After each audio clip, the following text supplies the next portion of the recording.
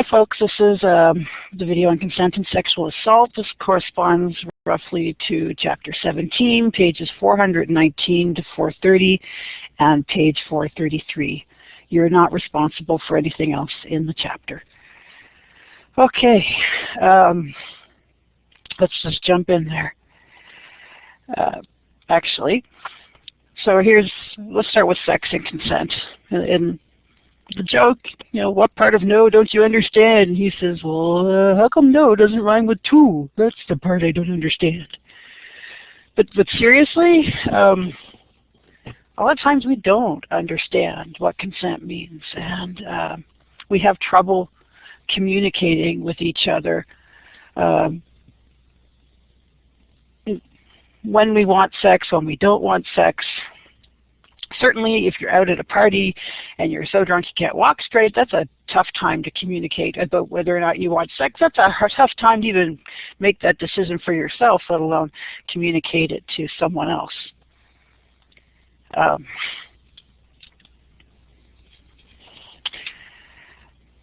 Keep going. So let's talk about what constitutes sexual consent. Before having sex, both partners need to give their consent, and there's two key components. The first one is the person has to have a clear understanding of what they are consenting to. That means that they're not drunk, they're not high, and they're not otherwise inebriated. I know it seems like it should be obvious, but it isn't always.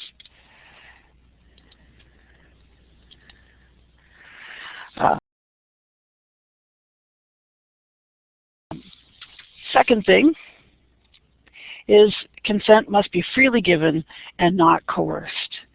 So no power politics, no, oh, well, if you really love me, no trying to make someone feel like, since I paid for this meal, you should put out. Anyone who says that to you is really not worth spending any time with, let alone being sexually intimate with. The age of consent in Canada has been recently raised in 2008 from 14 years of age to 16 years of age. And so you might be wondering, well, what does that mean, the age of consent? Well, under the Criminal Code of Canada, anyone under the age of 16 cannot legally consent to any form of sexual activity from kissing to intercourse. And this means that adults are criminally liable if they have sex with someone under that age. And the offense can carry a maximum penalty of 10 years in prison. Now there is kind of a closed-in age exemption, which means that if you're within 5 years of the age of the person that you're having sex with, even if they're under the age of 16, then it's not considered exploitative sex. It's not considered rape because you're considered sort of to be the same age. That's unless the older partner is in a position of trust or authority. So if it's your scout leader or your teacher or your TA, then that's considered a position of trust or authority. So if you have sex with someone who's 16 or younger, when you're in that relationship with them, you can be legally accused of rape.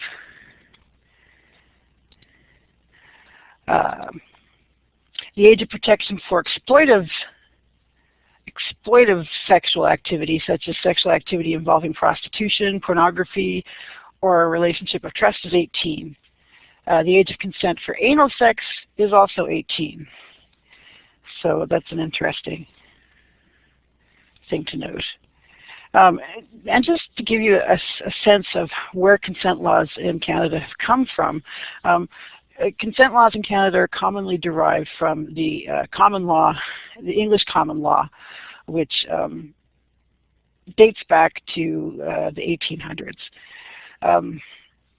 So historically, the crime of rape was actually considered abduction. So sexual assault was not considered a crime against a person's personal safety. It was considered a crime against another person's belongings. So what do I mean by that? I mean that if you had sex with a woman against her will, then you were either stealing from her husband or from her father if she wasn't married. So it wasn't so much that you were doing something terrible to the woman, it's that you were doing something terrible to the man who legally owned her, taking something that belonged to him without his consent. And if you're thinking, well, that's a really half-assed backwards way to look at rape, I agree. But the kind of scariest part about that is that that common law approach to sexual assault wasn't really legally changed in the criminal code until 1983. And certainly up until that point, husbands could have sex with their wives anytime they wanted because the wife was considered the husband's property. Now, probably in 1983 they wouldn't have put it quite in those terms, but certainly prior to the change in law, it could be argued that if a woman consents to marry a man, then she must therefore agree to let him have sex with her whenever he wants to. Thankfully, that has been changed. But 1983, when you think about it, for you it might seem like a long time ago. It's not that long ago. A lot of what I'm talking to you about comes from this article by Tang, so if you want to look it up. Back to the British common law, 17th century, so this is, like I said, 1800s. Sir Matthew Hale is known to have said on the subject, "The husband cannot be guilty of rape committed by himself upon his lawful wife, for by their mutual matrimonial consent and the contract the wife hath given up herself in this kind unto her husband, which she cannot retract." Meaning that if she agrees to marry him, she becomes his property, and therefore she can't retract that permission. So a husband could rape his wife or have sex with his wife at any point, and the wife's feelings were not, or rights were not taken into consideration. So it's not the brightest of history we come from, but if you look around the world, sometimes that common law approach to sexual assault still exists, and it comes from the prevalence of the British Empire. And as we look, we'll see that in other cultures, some countries are still fighting to have those views of sexual assault changed. So in 2010, there was an international team, or a legal team, pushing to reform marital rape laws in Kenya, Malawi, and Ghana. And they were interviewing men in these countries and asking them what they thought of this. And here's just a couple of quotes from Sally Armstrong in the Globe and Mail 2010. "I own her. The dowry I paid for her means she's my property." Someone else said, "If my wife refuses to have sex with me, I will rape her, and then I'll beat her because she didn't obey me." So we can see that British common law, even though it's of 1983, we dealt with it in Canada, in other countries, the people are still living under those conditions and those beliefs. Similarly, despite 150 years of reforms to the Indian Penal Code, marital rape is still not a crime, not considered a crime in India.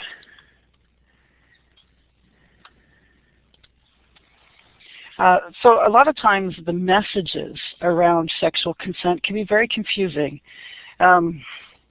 We don't often discuss it. Let's admit it. In our intimate relationships, sometimes words are not exchanged. So what do you do with messages like no means no if no never comes up? Some studies indicate that many times people give consent using nonverbal cues, that look. And certainly there's something to be said about that. And we kind of romanticize the nonverbal permission to have sex in our stories, in our soap operas, in our steamy movies. This idea that, he looks at her and she looks at him and somehow they just know.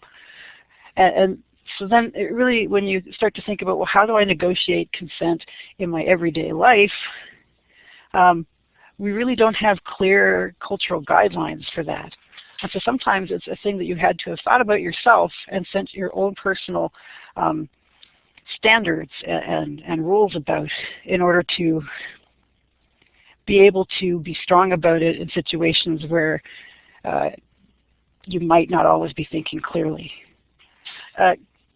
Another type of sex that people sometimes have is compliant sex.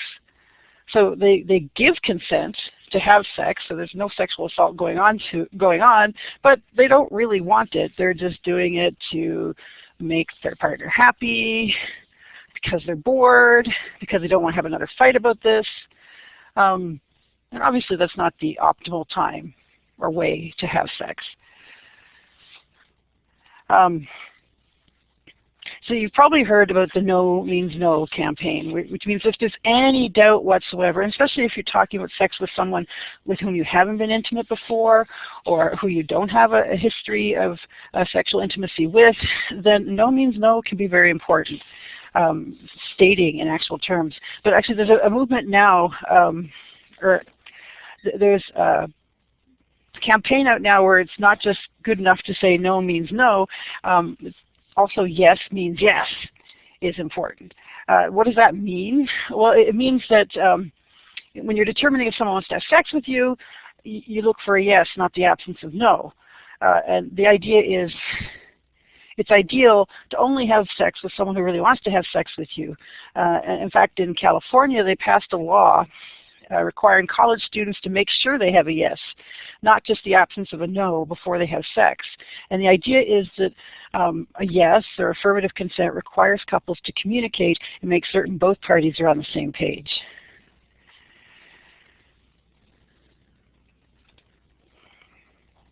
So just a few guidelines about consent that you may or may not find helpful, but here they are.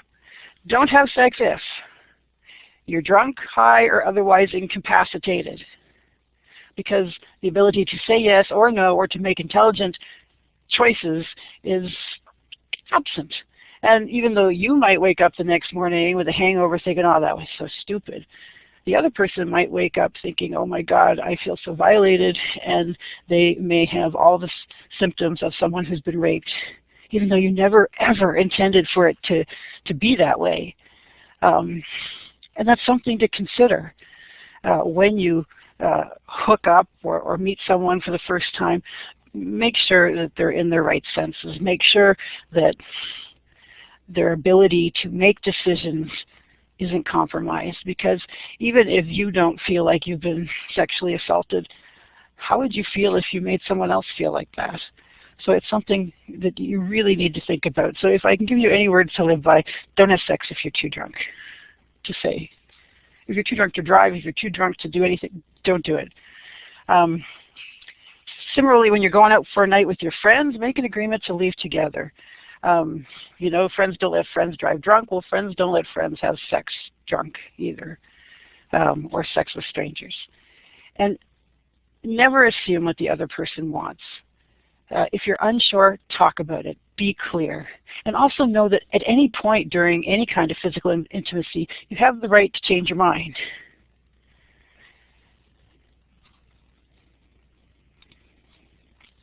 So why does our understanding of consent need to be clear? We're going to talk about sexual assault specifically now. So I don't know if you can read the bottom here, but it says the following content deals with sexual assault and may be triggering for some people. Please proceed with care. Meaning that be sensitive to your own needs when reviewing this material. So just some statistics. I gathered some from the US and I gathered some from Canada. In the US, 1 in 4 college students report surviving rape or attempted rape at some point in their lifetime. This is based on anonymous reports on multi-campus surveys. And also this rate has remained the same since the 1980s. And you can see some of the studies at the bottom there. For female rape survivors, 98.1% of the time a man was the perpetrator. For male rape survivors, 93% of the time a man was the perpetrator. So sometimes if it seems like talk of sexual assault is gendered, it's because it is, kind of. But looking at this, you can see also that there are female and male rape survivors. So, and certainly when we're talking about sexual abuse, it could be a childhood sexual abuse, it could be an older man or an older woman who's abused the child. Something to think about. In Canada, according to the Sex Information and Education Council in 2015, for 2009, which is the most recent data I could get, there were approximately 677,000 incidents of sexual assault in Canada. That's 24 incidents per 1,000 people who are 15 and older. Most involved unwanted sexual touching, while about 1 in 5 involved serious sexual attacks. But still too prevalent, too damn prevalent.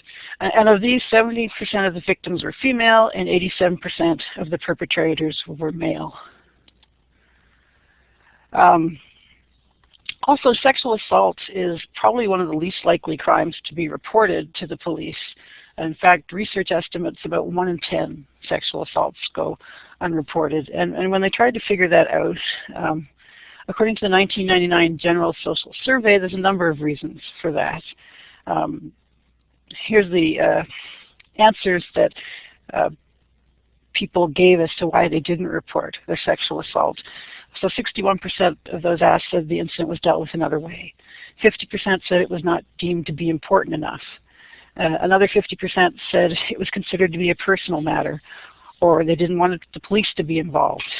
And you can read on down the list here. So really important, what do you do if you are sexually assaulted or someone you know is sexually assaulted? The first one is to find someone you trust and talk to them. This is a thing that changes your life. It can cause post-traumatic stress disorder. It's not easy to live with. And it can take a lot of time and a lot of work to work through it. Now, people do work through it. Amazing people have worked through it. But you need to give yourself the supports that you need to get through this kind of thing. So talk to people. Talk to a friend. Talk to your doctor. Talk to someone you trust. If possible, see a medical professional within 72 hours. They can give you emergency interventions to prevent STIs, also for preventing unwanted pregnancy, and if you should ever decide to take this to court, that's also optimal time for performing a forensic examination. Now, in terms of pressing charges or taking it to court, it's probably a good idea to make sure you're fully informed about your legal options and to consider what's involved in making that decision. It's not an easy decision to make, and it's often not successful even if you do decide to take it to court. The other thing is to consider professional support, whether that's seeing a therapist or a counselor or going online and talking to other people or attending a support group. There are a lot of resources out there, and it's important to know what they are. So to that end, if you're on campus or in Nova Scotia, you can go to the counseling center and talk to a doctor there, or you can go to the 4th floor, talk to a doctor. You can go to the counseling center and talk to a therapist. You have the 24-hour counseling number for anything, not just sexual assault. Any time of day or night that you really need to talk to somebody, this is the number to call. Also, over in the 4th floor student center, we have nurse manager Jane Collins, who is a trained sexual assault nurse examiner, which means that she's had a lot of experience dealing with victims of sexual assault, and she's just a really good person to talk to. Also, you can go to the Avalon Sexual Assault Center. Now, this is just for women, but it's a great link for women. I've also given you the online resource for this. The first one is the Canadian Women's Foundation. It gives you just a number of places you can go for support. I've given you the Sexual Assault Services of Saskatchewan. I know that most of you probably aren't living in Saskatchewan, but it does give you some excellent links to excellent online resources in Canada. I've also given you the national website for the Avalon Sexual Assault Center. And for male victims, this can be, sexual assault can be particularly devastating because there isn't a lot of support out there. But I did find some really good websites for you to start with, and I encourage you to take a look at these and read through them. And even if you haven't been a victim of sexual assault, it might be important to know that these websites are out there for, you know, if you have a friend who's had this happen to them. I know this has been kind of one of our more serious talks, and just know if this has been triggering for you, don't be afraid to go talk to someone. This is a tough lecture to have to give and to have to partake in, but I think it's important to talk about. That's all.